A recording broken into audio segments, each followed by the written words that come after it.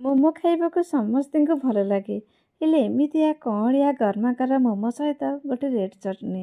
ଚାଲନ୍ତୁ ଆଜି ଘରେ ବନେଇବା, ତା ପୁଣି ଅଟାରେ। ଭରପୁର ଭେଜିଟେବୁଲ ସହିତ ଆଜି ଅଟାରେ ତିଆରି କରିବା ଗୋଟେ ହେଲ୍ଦି ମୋମୋ। ନମସ୍କାର, ଦୀପ୍ତିସ୍ ଫୁଡ୍ ଷ୍ଟୁଡ଼ିଓକୁ ଆପଣମାନଙ୍କୁ ଅନେକ ଅନେକ ସ୍ୱାଗତ। ମୋମୋ ତିଆରି କରିବା ପାଇଁ ପ୍ରଥମେ ଆମେ ନେଇଯିବା କିଛି ଅଟା, ତାପରେ ଅଳ୍ପ ଟିକେ ଲୁଣ ପକାଇ ଦେଇକି ପାଣି ଦେଇକି ଆକୁ ଭଲରେ ପୁରା ଚକଟି ଦେବା। ଯେମିତି ଆମେ ରୁଟି ପାଇଁ ଯେମିତି ଚକଟୁଛେ ଠିକ୍ ସେମିତି ହିଁ ଚକଟି ଦେବା। ଲାଷ୍ଟକୁ ଟିକେ ତେଲ ହାତ ହେଇକି ଚକଟି ଦେବା। ତାପରେ ଟିକେ ସମୟ ପାଖକୁ କଭର କରିବାକୁ ଛାଡ଼ିଦେବା। ତାରି ଭିତରେ ନେଇଯିବା କିଛି ପରିବା ନେଇଯିବା ଗୋଟେ କୋବି, ତା ସହିତ କ୍ୟାପ୍ସିକମ୍ ଆଉ ଗାଜର। କୋବିକୁ ନା ପୁରା ଛୋଟ ଛୋଟ କରିକି କାଟିଦେବା। ଯଦି ଆପଣମାନେ ପୁରା ପତଳା କରିକି କାଟିପାରନ୍ତି, ନଚେତ୍ ଯଦି ଆପଣଙ୍କ ପାଖରେ କୌଣସି ଗ୍ରେଟର ମେସିନ୍ ଥିବ ସେଇଥିରେ ବି ୟୁଜ୍ କରିପାରିବେ। ତାଠାରୁ ଭଲ ସୁବିଧା ହେଉଛି ଯଦି ଆପଣମାନଙ୍କ ପାଖରେ କୌଣସି ବେଲା କି ଗ୍ଲାସ୍ ଦ୍ୱାରା କୋବିକୁ ପକାଇ ଦେଇକି ଲଗାତାର ଗ୍ଲାସ୍ରେ ଯଦି ବାଡ଼େଇ ଦେବେ ନା, ତାହେଲେ କୋବି ବି ପୁରା ଛୋଟ ଛୋଟ ହେଇଯିବ। କିନ୍ତୁ କୋବିକୁ ପୁରା ଛୋଟ କରିକି କାଟିବେ। ତାପରେ ଗାଜର କ୍ୟାପ୍ସିକମ୍ ବି ପୁରା ଛୋଟ ଛୋଟ କରିକି କାଟିଦେବା। ଏପଟେ କଡ଼େଇରେ ଟିକେ ତେଲ ପକାଇ ଦେଇକି ଛୋଟ କରିକି କାଟିଥିବା ଟିକେ ପକାଇଦେବା ରସୁଣ, ତାପରେ ଅଦା ଟିକେ କାଟିକି ପକାଇଦେବା। ହାଲକା ଏସବୁକୁ ଭାଜି ସାରିଲା ପରେ କାଟିକି ରଖିଥିବା କିଛି ପିଆଜ ପକାଇଦେବା।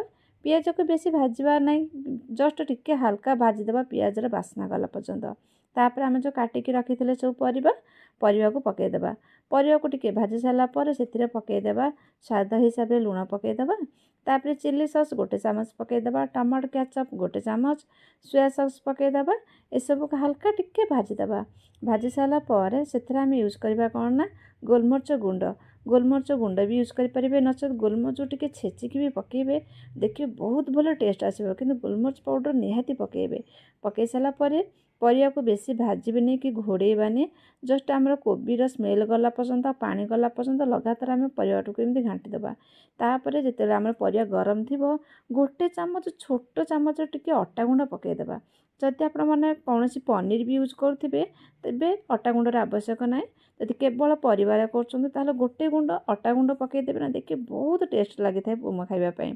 ତାପରେ ଆମେ ଯେଉଁ ଡୋ କରିଥିଲେ ଅଟାର, ଠିକ୍ ତାକୁ ଯେମିତି ଆମେ ରୁଟି ବେଲୁଛୁ ଠିକ୍ ସେମିତି ହିଁ ବେଲିଦେବା। ଅଟା ଟିକେ ପକାଇ ଦେଇକି ବେଲି ସାରିଲା ପରେ ଗୋଟେ ଗ୍ଲାସ୍ ହେଉ କିମ୍ବା ଗୋଟେ ଗିନା ହେଉ, ସେଇଥିରେ ହିଁ ଏମିତି ଛୋଟ କରିକି କାଟିଦେବା, ଯାହାଦ୍ୱାରା କି ଆମର ମୋମୋର ସେପ୍ ଭଲ ଆସିବ।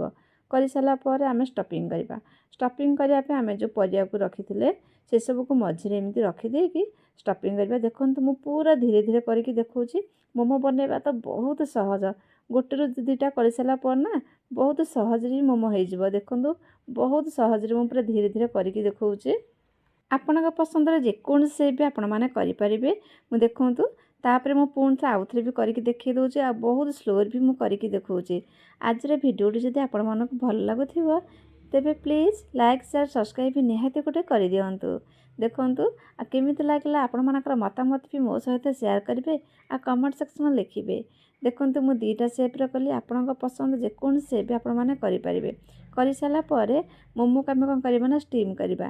ଷ୍ଟିମ୍ କରିବା ପାଇଁ ମୁଁ ଗୋଟେ ନେଇଯାଇଛି, ଏମିତି ଗୋଟେ ଜାଲିର ଗୋଟେ ଛାଞ୍ଚ ନେଇଯାଇଛି। ଆପଣମାନଙ୍କ ପାଖରେ ଯେକୌଣସି ଛାଞ୍ଚ ଥିବ ଆପଣ କରିପାରିବେ। ତାପରେ ଜାଲି ଟିକେ ନା କ'ଣ ନା ଆମେ ଟିକେ ରିଫାଇନ୍ ତେଲ ଲଗାଇଦେବା। ତାପରେ ତା ଉପରେ ମୋମୋ ରଖିକି ତେଲ ଲଗାଇଦେବା। ଏପଟେ କଢ଼େଇରେ ରଖିଦେଇଥିଲି ମୁଁ ଟିକେ ପାଣି ଭଲ ରୂପେ ଗରମ ହୋଇ ଆସିଲା ପରେ ଆକୁ ରଖିଦେଇକି 5 ମିନିଟ୍ ଆକୁ କଭର କରିବାକୁ ଛାଡ଼ିଦେବା। 5 ମିନିଟ୍ ଭିତରେ ଆରାମସେ ମୋମୋ ଆମର ଭଲ ରୂପରେ ସିଝିଯିବ। ତା ସହିତ ଏମିତି ଘରେ ବନେଇବା ଗୋଟେ ରେଡ୍ ଚଟନି। ଦେଖନ୍ତୁ ଘରେ ଏମିତି ବନେଇକି ଖାଆନ୍ତୁ, ଗରମ ଗରମ ମୋମୋ ସହିତ ଆଉ ରେଡ୍ ଚଟନି। ଆଉ କେମିତି ଲାଗିଲା ଆପଣମାନଙ୍କର ମତାମତ ମୋ ସହିତ ନିଶ୍ଚିନ୍ତ ରୂପେ ସେୟାର କରନ୍ତୁ। ରହୁଛି, ନମସ୍କାର।